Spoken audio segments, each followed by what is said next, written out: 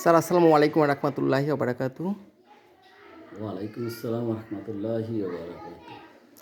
Sir গত 5ই August বৈষম্য ছাত্র আন্দোলনের পর আপনার বর্তমান প্রতিষ্ঠানটির পরিস্থিতি আমাদেরকে একটু বলেন প্লিজ। ধন্যবাদ আপনাকে গুরুত্বপূর্ণ বিষয়ে প্রশ্ন রাখার জন্য।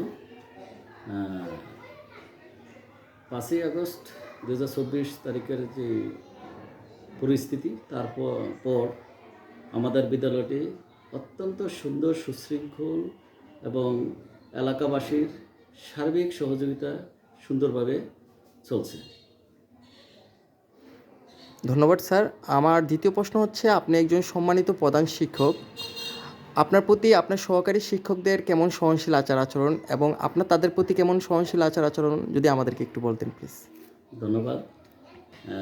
আসলে একটি বিদ্যালয় চলে, প্রধান শিক্ষক উনি কেবল পদাধিকার বলেই দায়িত্ব পালন করেন, আর একটি বিদ্যালয়কে সুন্দর সুশৃঙ্খল এবং যেটা সরকারের লক্ষ্য উদ্দেশ্য সেটাকে বাস্তবায়নের মূল চাবিকাঠি হিসেবে কাজ করেন সহকারী শিক্ষকবৃন্দ। আমরা প্রধান শিক্ষক যারা আছি, আমরা বিদ্যালয়ের একজন অভিভাবক হিসেবে দায়িত্ব পালন করি এবং একজন ম্যানেজার হিসেবে তাদেরকে ম্যানেজ করি, তাদের দায়িত্ব কর্তব্যবোধগুলো তাদেরকে সচেতন করি। সেইভাবে আমাদের প্রত্যেকটা শ্রেণী সময় সেভাবে কাজ করছে।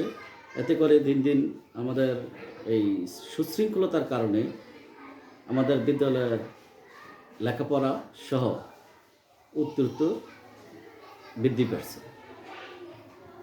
ধন্যবাদ স্যার আপনাকে আপনার মূল্যবান বক্তব্য রাখার জন্য নিয়াজ নিউজ টিভির পক্ষ থেকে আন্তরিক শুভেচ্ছা অভিনন্দন। ধন্যবাদ আপনাকে মধ্যমন্ত্রী সরকারি প্রাথমিক বিদ্যালয়ের পক্ষ থেকে।